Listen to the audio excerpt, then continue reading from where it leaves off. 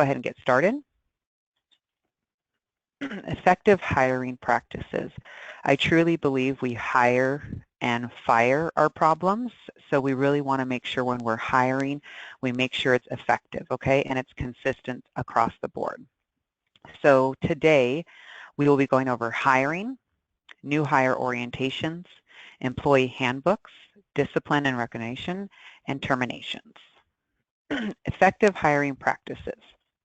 Again, this is something that it will probably sound a little tedious in the beginning, but I promise you it'll help you in the long run of hiring, retaining the right people, and it will just become so much of your routine that you'll get used to it.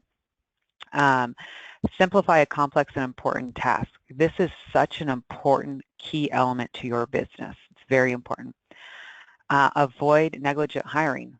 I hired so-and-so's friend. I didn't fully do the interview. Oh, oops, they're working 2 other different jobs. They can't really benefit their time to mine, or maybe they're not even qualified for that job. And we need to make sure we find the ideal candidate. The hiring process, what does that entail? Prepare to hire, meaning why are you hiring, okay? Candidate selection, employment offer, pre-employment due diligence, and your onboarding process. Now we'll go into detail of each of these items. And also, don't be too scared of writing down all the notes. After this, and I have all of your email addresses, I can send you a copy of it, okay? What is preparing to hire? Determine your job requirements. Is this a new position for your company?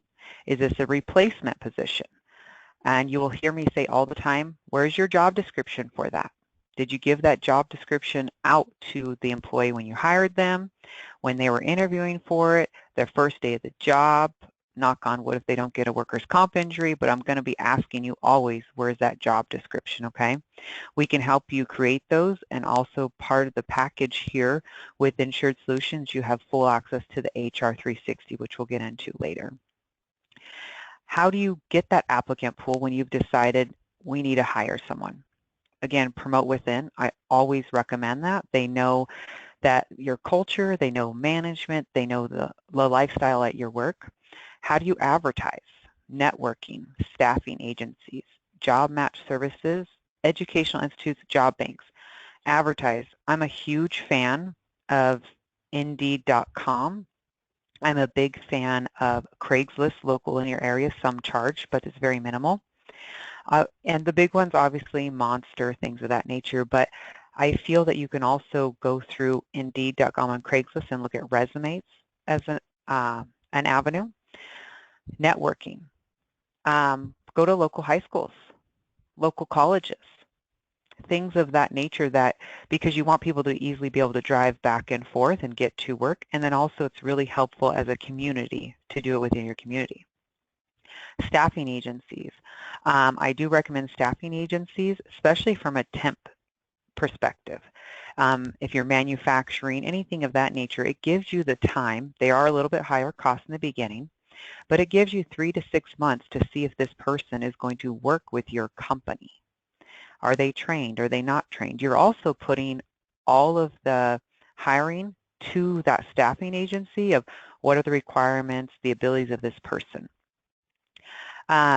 Educational institutes, again, local colleges, JCs, even high school career centers have the ability, and job banks. You can also go on californiagov.ed, I think it's californiajobs.gov, and any person who is on unemployment has to register on those websites. It's part of the requirements.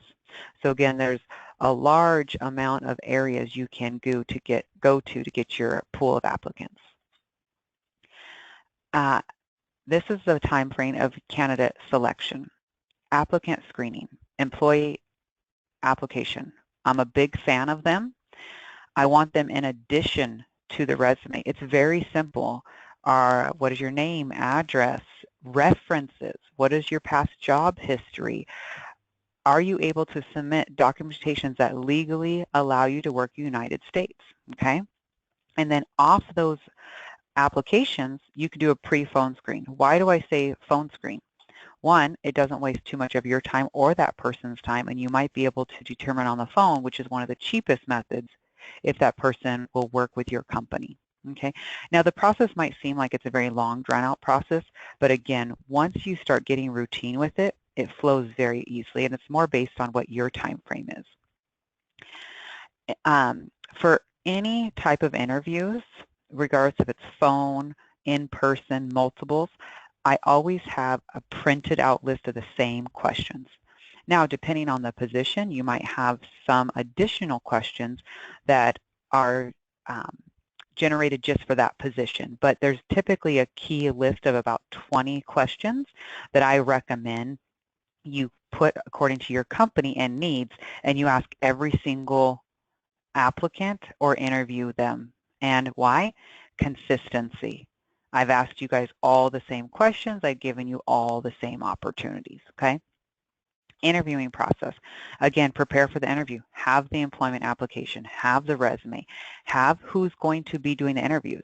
I recommend having at least 1 to 2 individuals in the interviews, because maybe someone saw something or heard something differently than I did, than you did, and then it also gives us the ability to, once that applicant has left, the two of us can get together and understand about this employee. Is it a good fit, not good fit, etc. Okay? And again, I would like to have a list of, or recommend a list of questions that you use standard across the board. Evaluation process. Is there any red flags on the application? Did you, on their job description, tell them that they need to have 2 years experience? They don't have experience, that you did have to have education or not, things of that nature, things that really pop out. Okay, and then what I do is at the very end, you have your final candidate selection. And what I normally do is rank them, say 1 to 5 or yes or no's. And I start with my first one and see if they're going to accept the position and work my way down. Employment offer. I always recommend, regardless of what type of company you run, what type of employees that you're hiring, regardless if it's hourly versus salary versus anything of that, I really recommend the employment offer letter. It has everything in writing about the company and about the position that you're offering to them.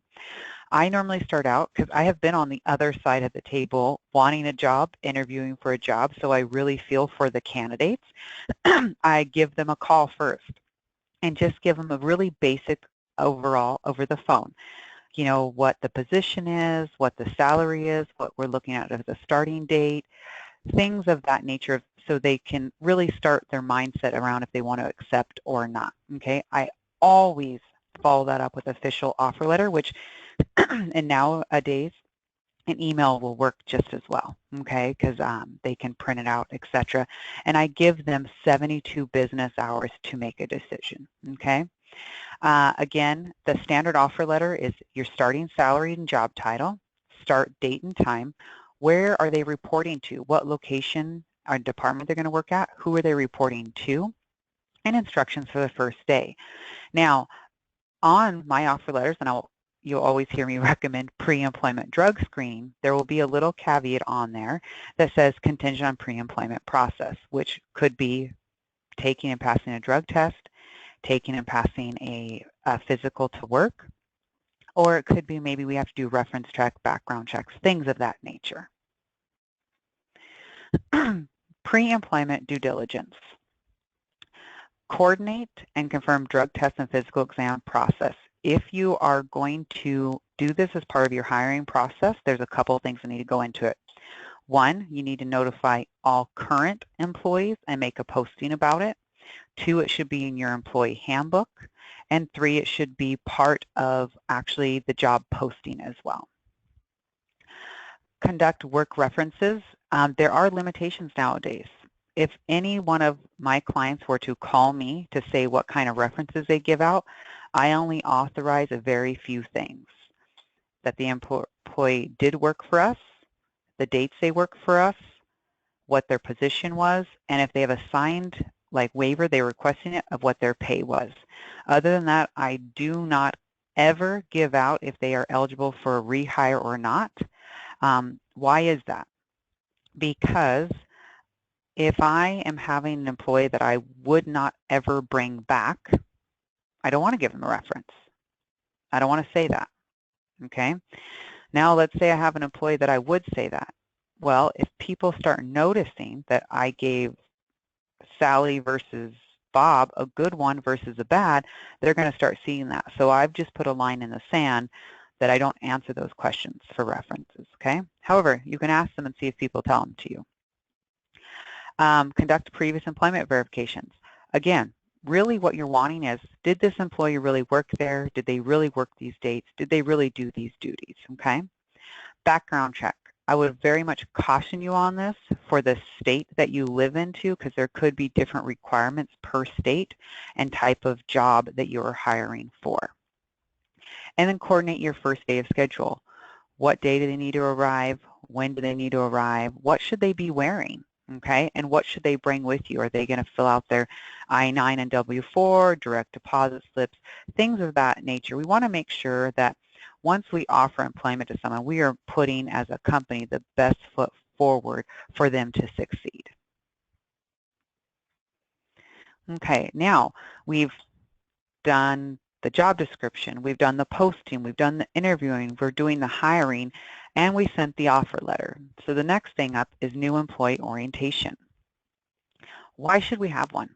Okay, it introduces new employees to your organization and their new role, and like I mentioned before, we want to put our best foot forward for success, not only for that employee, but everyone at the company, okay? It provides information about the organization's policies and procedures. Again, we'll go over what should be included in that new employee orientation very soon. It makes the new employee feel comfortable, helping them learn their role and the organization's culture and values. Before the employee starts, here's another key element, communication with people. You should already have notified people, let people know that you're hiring someone, you're looking for someone, someone's going to start. When I ran my own human resource department, once someone accepted the offer letter, I sent out a little welcome letter to every current employee I had with the person's name, possible picture if I had it, and just letting them know, just to be aware, we have a new employee starting on XYZ date. They'll be reporting to so-and-so, they'll be sitting so-and-so, and go from there, okay? It just lets everyone know that a new employee will be starting. So again, advise your managers and staff the new employee's name, position, start date. Arrange the workspace with all the appropriate equipment. Whatever the new employee is supposed to be doing, if it is from cleaning at a job site to construction to sitting at a desk, whatever tools they might need, make sure they're readily available for the first day of work, okay? Add the employee to organizational list, telephone, email. Again, make them feel already part of the culture, okay? Prepare documents. What's the new hire paperwork? That job description again that I mentioned, this will be like the third time it's been brought up because I want them signing it again and going into their file now that they're on board, making sure the human resource person or hiring manager goes over everything just to have clarity. And the employee handbook, which we'll go over shortly as well. Decide on what tasks a new employee will start on and prepare with necessary background material. You know, if they're cleaning somewhere, do we set them up on a team so they know exactly what to do? If they're in construction and they're bidding stuff, do I give them prior bidding documents for them to see? If I'm in construction, do I take them out in the field and let them see what's going on? Do I give them sample bids, sample prints, things of that nature, just to get them prepared? Because typically if you're hiring anyone with experience, they already know the job, but we need to make sure they know the company's way. Getting started, covering the basics. Make introductions, again, as we talked about, very important. I like to recommend giving a tour of everything. Assign workspace and the rest of the office. Where do they hold their belongings, okay? Where are the emergency exits? Where is rest areas, restrooms, lunchrooms? Where do they get all their supplies? Who do they ask? Where do they park? Things of that nature, just to make it easier for them, and again, putting our best foot forward for them to succeed and for them to feel comfortable. Again, if you have an organizational chart, it's very important for employees to understand who they report to, who is their counterparts, and that way there's no disruption moving forward. Job duties and responsibilities. Review the new employee's job duties and responsibilities, including the job description. Again, you'll hear me mention this so many times of how important this document is and what is their expected outcomes. Now, this is also performance indicators. Let's say someone builds gadgets. How many gadgets are they supposed to build in a day, in a week, in a month? What is your progression plan for them? Maybe we give them a month to get prepared, or 3 months, and we're going to check their progress again. And then what do we want to be done in the first days, first weeks? Maybe it's just getting to know employees. Maybe it's because you hired such an experienced person and we need them out there right away doing what they're supposed to do. Provide relevant reports and information needed for their job. Okay, again, give as much information or support as possible to have them succeed.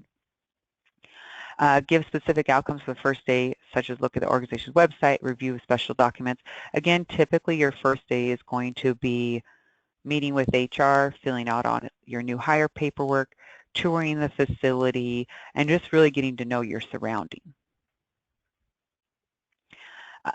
Good things, again, to mention: start and finish times, lunch times, breaks. Do you guys have set ones? I've worked with companies that the entire facility shuts down at 3 times during the day, 2 breaks and a lunch. Okay, you should notify someone of that. Is there enough time? Is it a 30-minute lunch or an hour lunch? When do you need to take it? Okay. Do you have an introductory period, 30, 60, 90 days? Are we going to do an evaluation? Are we going to sit down? And then, of course, always safety, safety, safety. What are the procedures? Do they need any PPE and helmets, shoes, eyeglasses, earbuds, anything of that nature? Do they need it? Let's make sure they either have it or you get it for them right when they start.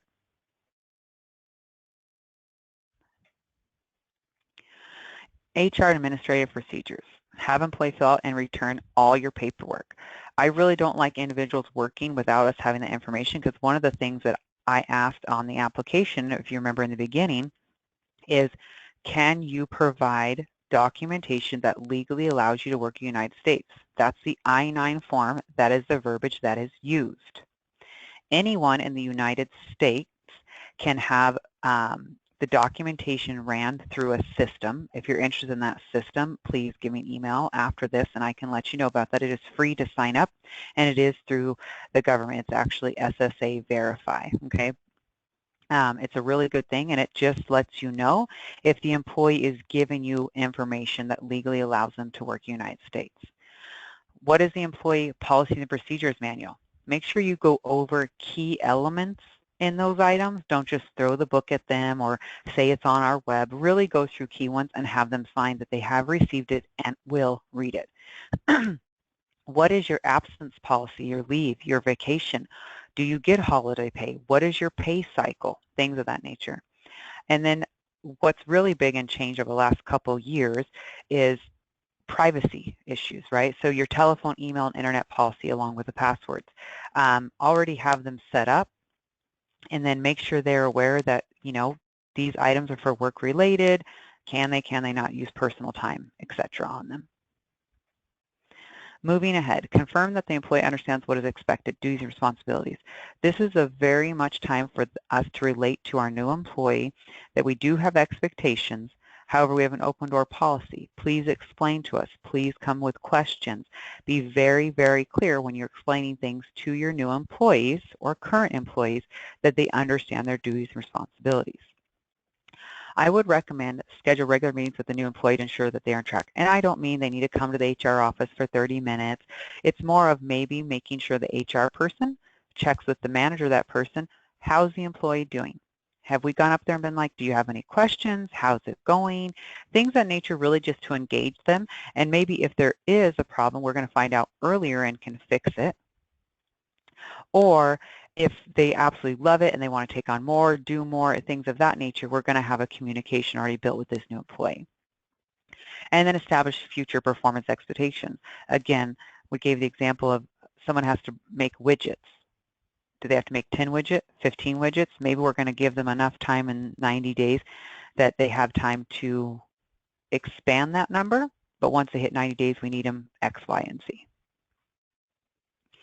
A good orientation will enable the new employee to be successful by reducing anxiety in employee. They're nervous. They're coming to a new place, a new management, new employees, and everyone wants to be liked at some point or another, or get to a point that they can get along and succeed at work. Sharing relevant organization information, beginning a process of learning about the organization's missions and work. What do you guys stand for? What do you do for your employees?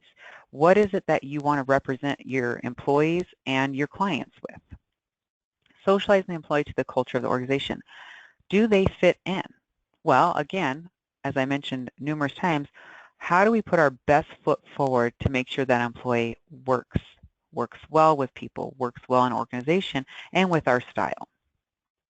By doing the orientation, checking in with the employees and managers, it's a building relationship between the new employee and colleagues, including managers and supervisors, and fellow workers.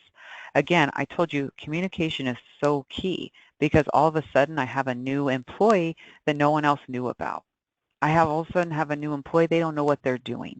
I've worked in this business and industry long enough that people's feelings get hurt. So what this is doing is really setting a precedent for the company that this is what we do when we're hiring people. This is what we do when we're interviewing people. This is what we do when we bring new people on. We're just communicating. Ultimately, the HR person, the managers, the owners have final say of who gets hired and fired, but it's really nice to communicate across the board with everyone in your company, and it really makes it for a successful situation. The favorite, employee handbooks. Anyone who has consulted with me or will in the future knows I'm always going to ask for that job description and what does your employee handbook say? Okay. And what are the advantages of having it? Okay. It helps employers to orient employees to company culture and expectations. It helps to protect employers from inconsistent practices that may lead to litigation. Okay. What we're saying is the company has these policies and procedures.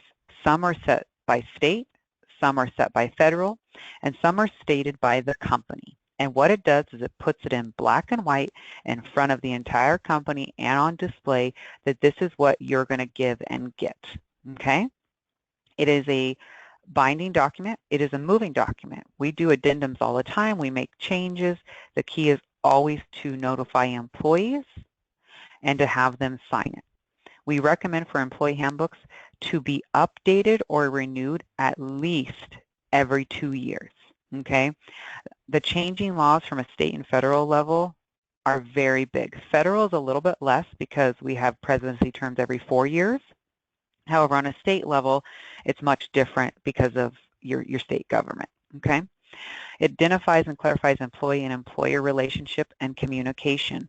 Again, when it's in black and white, and let's just say you have an absent policy of, one of the most common is 3 days, no call, no show, okay? If it is in writing in your employee handbook, how do they defend that? How does it not work, okay, when you're a disciplined employee? On the flip side, if it is in writing in your employee handbook, you need to write up or terminate any person that falls in those categories, okay? So it is a consistency thing. What are some really important policies? Policies are not worthwhile unless management follows them and enforces them consistently. This could be difficult. We can't just enforce the policy when we want to, against someone we want to. This has to be consistent for your company.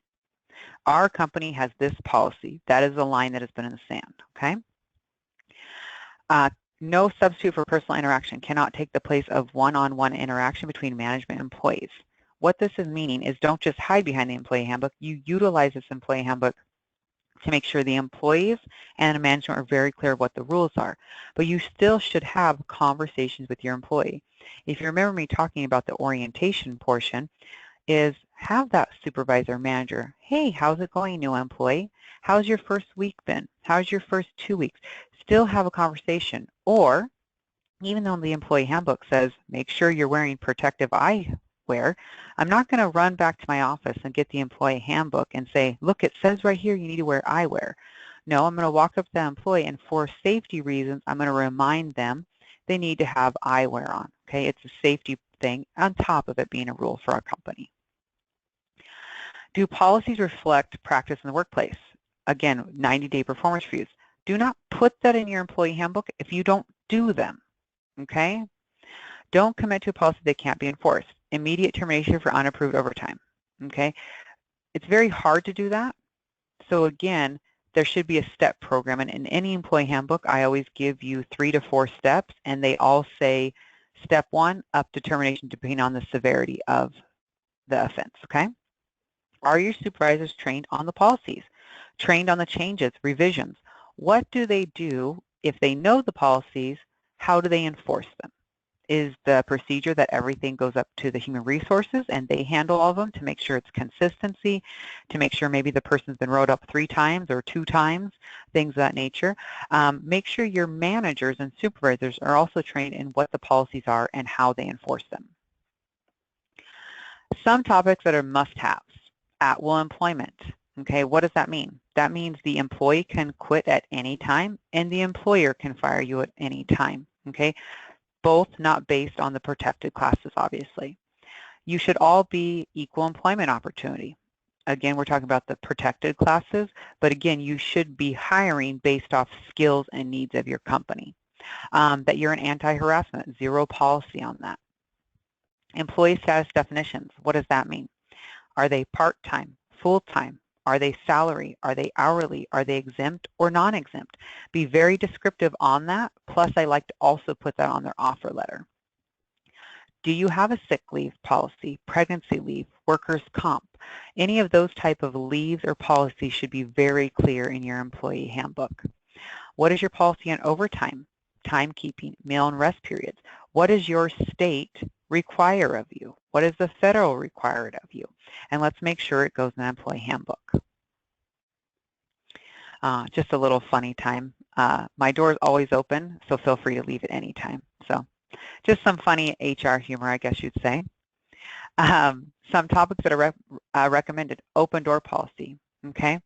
We want employees to feel that they can come to us if they feel there's a problem or a concern. Now, I want to justify one thing because we have talked about the organizational chart earlier in this discussion. When it comes to someone who has a harassment problem or issue, they really should not go to another employee. However, anytime a matter is presented to a management level, that should be okay. Meaning, say I'm Sally's boss, but she goes past me to my boss. That's okay. I would rather the problem just be coming out to a management level than worried that she overpassed me, okay? So again, make sure it's open door policy. What that leads back to is make sure your supervisors and managers know what they're supposed to do, okay? Electronic and social media. Everything is right now, right now. I have quite a few clients that have completely taken cell phones out of the picture, meaning they can't have them, they can't use them, they can't use them for music. Then I have some clients that rely on the electronics right now. That's how they get their time cards, that's how they get their schedules, that's how they report to work, sick, etc. So again, we just want to base it on what your work requirements are and a state and federal level, okay? Solicitation, if I can get that work right. Bulletin boards and visitors. What is your policy? Bulletin boards are very important. Where are your federally and state mandated posters that are required by the Department of Labor? Where are those listed? Okay, depending on your location and company, you should have it in English and whatever your next dominant language is, okay? And on that, who's your workers' comp carrier? Where's the closest doctor? Where is the closest clinic? Okay, where's the closest hospital? Visitors, okay? Manufacturing, I recommend no visitors whatsoever. I could have vendors come through, but I'm going to have them sign a waiver release, make sure they have their hard hat on, etc. Okay? Drug and alcohol abuse. I hope everyone has a zero tolerance policy on this. If you are with Insured Solutions, we do drug testing for workers' comp claims and injuries, but I would always recommend you guys are doing pre-employment drug testing. Depending if you have a physically demanding job, I'm always going to tell you to have a pre-employment physical as well. But you should have a zero tolerance from using it, being affected by it at work, no selling, no solicitation of it either. Prohibited conduct. You'll see in a lot of employee handbooks, we're going to have like 35 extra little things thrown into this do not happen category. Workplace violence is another one. Now, again, I've mentioned this to you guys before.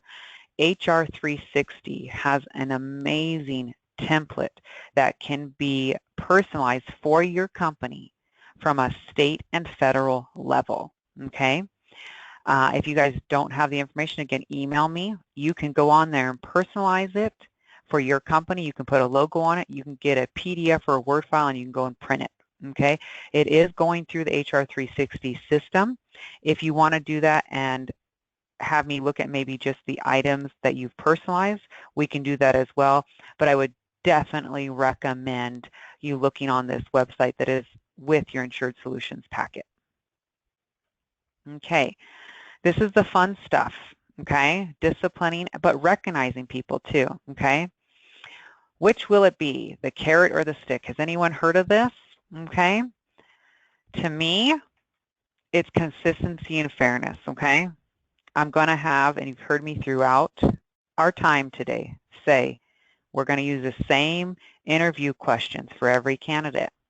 We're going to use an offer letter for every person we offer a job to. We're going to have the same new hire paperwork, right? We're going to treat people the same. We're going to have an employee handbook that everyone signed. I'm going to have a policy everyone has to write up. When I first started consulting with this one company a few years ago, a client, they had this employee handbook. We had a company all meeting. We discussed all the policies and procedures with the client or with the employees, and we gave them a little bit of time to adjust. One of the items that we changed was everyone on the floor, from the second you walked out to the shop until you left, you had to have safety glasses on. Within that first week, we wrote up 15 people all at the same time.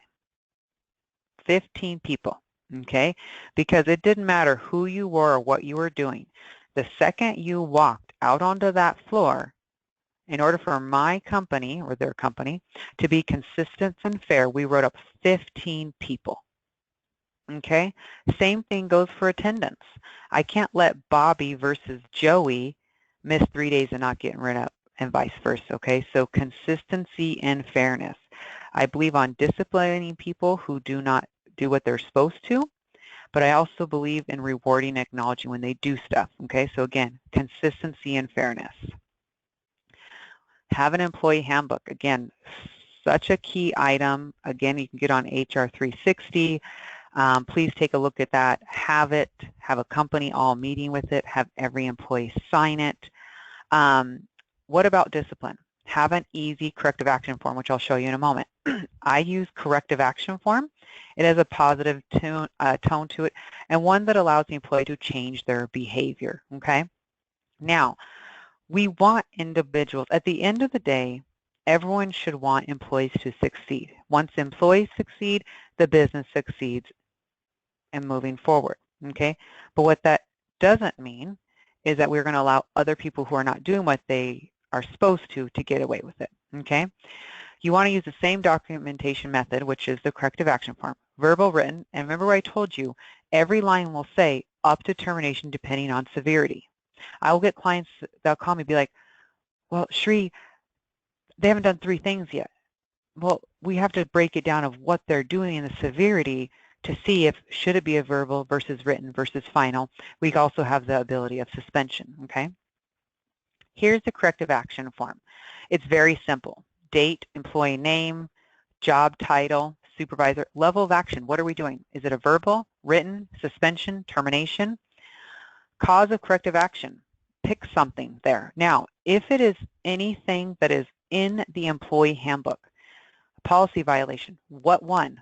I want it copied, or I'd recommend you copying that from your employee handbook and also the sheet that they signed and attach it to all of it, okay? Details regarding cause of this correction action form.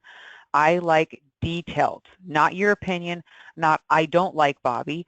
Bobby did not show up on 4/25 or 4/26, no call, no show, things of that nature, okay? Has the employee been previously counseled on this or on a similar issue? Okay, I want it written down. Say this is the second attendance problem we have. When was the last write-up? How many days did they do it? When were they notified? What is the counseling session doing? Okay, let's say it was an attendance. It's going to be, you know, you were absent this day, you didn't call in, this impacted the workload, etc. What's our action plan? You will arrive to work on your scheduled days. If you cannot make it, you will give us a call within whatever your policy says. If this occurs again within the next 90 days, you could be suspended up to termination, something of that nature, okay? Now, I always want signatures. However, by law, I cannot force an employee to sign this, okay? Now, what I should have said in the beginning of this correction action is, again, I would love to have 2 people present, 2 people, okay, for your witness, the he said, she said situation. Now, an employee can refuse to sign this. That's fine. Just put refusal to sign. It doesn't mean that it's not going in their file. It doesn't mean that it's not a write-up. It is, but they can refuse it. But make sure it's dated. Again, I'd like a supervisor signature, a witness signature, human resource signature, whatever it may be. Keys to a successful discipline. Again, treat all employees fairly. Follow company policies and procedures. Distribute and follow all written company policy and procedures. Again, have meetings. When I was my own human resource manager, I would have quarterly meetings, monthly meetings with the safety, just to kind of give them a little heads up with HR, make sure attach it to their checks or bulletin board. Anything that I felt was very important, I'd make sure I got signed confirmation from them. Be consistent. Look at those words again. Enforcing the rules and documenting problems. Give accurate and objective performance appraisals, okay? Again, make sure, say you guys do performance evaluations. Don't wait for them to come up only at that evaluation. Talk to your employees, okay? Communication. Remember, it's best to warn before firing, okay? Follow company policy. Keep personal matters confidential. Confidential, okay? The least amount of people to know, the best. Stop rumors from spreading. Again, this is why I'll have company all meetings and say, this is what the course of action is. So there is no he said, she said, I heard, they heard. Nope. As a company, this is what we're saying. Don't retaliate. Employees must feel free to register complaints and concerns. So again, consistency and fairness. At the same time, I will have to write people up. I will have to possibly fire people. But again, if an employee comes to you with an issue or a problem, we don't want to retaliate. We don't want to give them the worst schedule, the worst location to work, etc. Okay, so scenarios, we're not going to, let's see, employee 1 continually makes the mistake of not processing and paying certain invoices on time, which costs the company expensive late fees. Recently, there was a major invoice due to Dell for $8,000 that was not paid on time and cost the company more than $1,000 in late fees. Taking care of and properly handling invoices is a major part of employee 1's job as an accountant. Anthony, employee 1 manager, has brought this concern to employee 1's attention on 3 separate occasions over the past year. What should Anthony do now? So, in my advice was, at this point, the employee has already gone, the manager's already gone to the employee. I'm hoping at some point this has been already conveyed to HR or a representative that could help write this person up. I'm going to go under the assumption that this person has been talked to 3 separate times, has had a verbal, written, and at this point, I'm going to state we're going to term this employee, okay? That's if all the other steps have been put in place. Now what? What do we do after all of this, right? We have talked about hiring. We've talked about onboarding. We've talked about employee handbooks. What about recognizing the good stuff of people, right? What is your performance rating? Are they excellent, very good, good, average, below average? What are they? Okay. And just as well, to keep consistency and fairness, is I also believe on giving them a pat on the back. Doing a great job. How are you doing? What can we do? Where are we going from here? Okay. So the performance evaluations, I think they're very important. Now, it doesn't have to be a huge formal process. It doesn't have to be a 5-pager. It literally is just an indication of where are they performing. Okay, this also helps because if you call me and say, Cherie, I have this person who's not performing correctly, I'm be like, do they have a job description? Have you guys ever evaluated them? How do I know their performance is declining? Okay, so are a good thing, however, sometimes a simple can be better, okay? Just recognize them. How are they doing? Give them a pat on the back. Thank you for doing good. Thank you for getting that email back to me so quickly. Thanks for stepping in, okay? Why is this important? Employee satisfaction. It makes them happy. Now, you'll see the studies all the time that they want to say that money is the key to employees being and staying at their work. That's not true across the board. Literally, employees, we are going through a little difference with the millennials at this point, but employees' satisfaction, okay? They want to know they're doing a good job. They want to hear they're doing a good job, okay? They want to be recognized. And literally, it could be like, thanks for getting that email back to me so quickly. Thank you so much for stepping in when Bob was out sick, things of that nature. It also, you get better performance. You'll see your company succeed as well. Keep it simple, and I won't say the last word, but we all know what that one is. Appraise them, pat on the back, great job, good job. It's very, very simple. People who have been my clients before would probably see this. It's just a little thing that I've given out, presented, that it's just a simple little thing like, wow, you did a really great job, thank you. And it's very, very small. Due to the time in this webinar, we did not fully go into the personal evaluations. If that is something you're interested in, we can either do another webinar specifically on that and job descriptions, or again, at the end, you guys can email me and we can look into your company to see if it's beneficial and how to do so. No one likes to terminate. I will tell you, I don't mind it, and that's not to be mean or anything like that. Again, it's on the line of, is someone doing their job and are they doing it well? We want them to do a good job, okay? That's the goal of having everything that we've talked about set in place along with corrective action. We're human. We all make mistakes. We could have all made a better decision. However, let's say none of that's working, okay? Termination. We want to minimize the exposure, okay? When I'm consulting, you guys have heard me say, I consult on the basis of what do I have to give to an attorney. Paperwork, paperwork, paperwork. Document, document, document. Consistency, consistency, consistency. Job description signed. Employee handbook manual signed. Evaluations done. Corrective action forms done. Offer letter generated. You'll start hearing the same things from me, okay? Now, is it legal compliance? Is it mandated by federal or state requirements? Okay, and what will be the minimal disruption for that department, that employee, that company? Claims and complaints. Discrimination, retaliation, wrongful termination, okay? There are quite a few things that can lead to litigation. We cannot control what an employee is feeling or what they do afterwards. What we have to do is make sure that as a company, we have done everything we possibly could to do it in compliance with the state, federal, and company policy, okay? Now, what comes out of an employee that's terminated? There's several types of termination. There's at cause, meaning we're letting them go due to something, okay? A layoff, maybe we're downsizing, maybe we're trying to save money, maybe we're closing a location. There's different things that come out of it. Unemployment benefits, okay? I recommend that anytime you lay off someone, you already have printed out paperwork of your state EDD office, okay? The company pays into that. Lawsuits. You have a high number of lawsuits, and it's a lot of money lost, and it goes typically to the lawyers, unfortunately. Okay?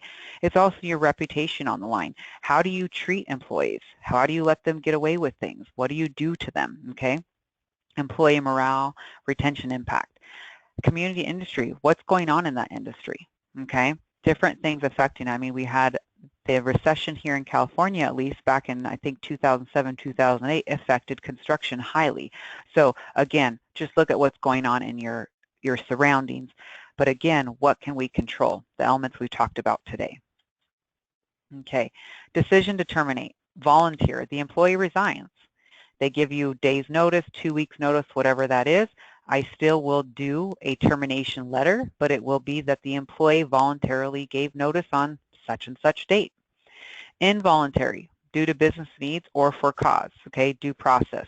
Review decision-making process and reason for termination. This is really the at cause one, right? They're not showing up to work, they have problems, they violated the policy, they stole, they messed up something. There's reasons for it based off federal, state policies and company policies. Again, we talked about layoffs. Make sure you have consistency. Now, layoffs typically are due. I've come from a lot of manufacturing and construction background. I have seasonal layoffs, okay? It's across the board. Who are you laying off and why? How did you make your decision? Make sure your decision is not based off any of the protected classes, okay? When I was in construction, typically it's that whole job site's shut down. Everyone on that job's got to go. Okay, some of my senior people might be able to move to another job site, but other than that, make sure your criteria is not based on any of those protected classes. Again, there's that word, documentation. What evidence do you have that supports your decision of laying this person off or terminating this person? It's very crucial. Okay, termination steps. Again, due process is just the slide we just went over. Review employee file. Is everything in there? Okay, is all your documents in there, all your payroll records, medical, whatever it may be. Schedule a termination meeting if you have this. Now, if this person, you're terming them, make sure you check with your state and federal level of what are the requirements of the money due to the person. And I would assume almost every state, if you as a company are making the decision to lay off or terminate that person at the time of that meeting, you need to give all money owed to that person, okay? Request proposed final pay. Again, make sure everything's included that. Do they have vacation hours to be paid off? Are you paying up to this day? I always recommend when you're terminating, I pay a full day. I let them go in the morning. I try to let goes on Tuesdays, not Fridays. I guess just out of my experience as to why I do that. And make sure you have final pay. Required forms. Do they need COBRA? Let them know what their last vacation hours were. Let them know, do they need to return anything? Do you owe them anything? What are the steps if you have a retirement plan? Do they have company shirts? Okay. Coordination day of termination. Consider uncooperative employees. Again, I would recommend always having at least 2 people present for this. I have had confrontations with this. It gets ugly. I've had cops called before. It's not always fun. Okay, conduct the termination meeting. Again, if you can have 2 people, it's great. I prefer to not have a decision maker in there. Okay, meaning I don't normally have the owners of the company present. It's typically an HR person, possibly management, because at this point, the decision has already been made. We're just executing it. Okay, and then whatever your termination system process is. Okay, again, we're going to break these down, review the employee file. What's the benefits? Paid time off, health insurance, retirement. Do they have any company property, system access? I recommend anytime someone leaves, depending the level of employment, I have passwords change, I have door locks change. You'll have to justify that for your company, but those are some key elements that I look in to make sure they don't have access, okay? Again, attended by 2 people, HR rep direct, at least 2 people. When I used to do this, I would literally just have an upper management in there that didn't say anything. They were just there. Supervisor starts the discussion. Be very, very direct, concise, and to the point. Okay, reason for the termination. The decision's already been made. You're literally just executing it. Okay. Now, the direct supervisors can do this, or the HR could do the whole thing. Okay. Again, this is really the whole gamut for the termination. Again, we talked about final pay, benefits, termination forms. There is a separation report that if you guys like, you can email me for. It's just, this is typically of individuals that are leaving on their own, of what did they like about it here, what didn't they like, are they going somewhere, those kind of lines. Exit interview, return of company policy. Do they have a cell phone? Do they have keys, gas card, employee t-shirts again, as I mentioned.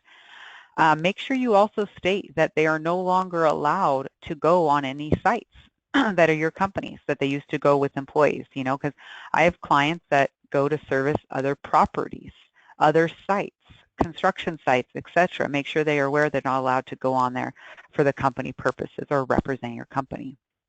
Collect personal items, and I escort them out of the building. I don't want them lingering, saying goodbye, things of that nature. Unfortunately, get them off site. Immediately disable their email account, any access they might have to programs, things of that nature. Again, once the employee has left the building, when I was human resource manager, I sent out a little short email saying, as of today, this person is no longer working here. We wish them the best in their future. I don't say why they're gone, they're just gone. Okay? Now, once everything's done, you collect everything in the employee file. Okay, your personnel file, your I-9, any trainer records, anything now can be combined into one file. I do recommend for retention, you keep it all for 7 years. There are different breakdowns by state and federal. 7 years is typically the longest, okay? But if you want to go by item, by like payroll, etc., you can look into the retention schedule for your state on that. Okay, we are just at the 1 hour mark. And so if you guys have any questions, comments, concerns, please email me. Here's my email address, and I will return them if you have questions, concerns, anything of that nature. We'll also start preparing an email that has some of the sample handouts we talked about. But I really appreciated all of your guys' time and joining us for our first webinar here at Insured Solutions for my human resource topic, and I hope to see you again. We'll hope to get out maybe an annual calendar for all of you guys. I wish you the best day and enjoy the rest of your week.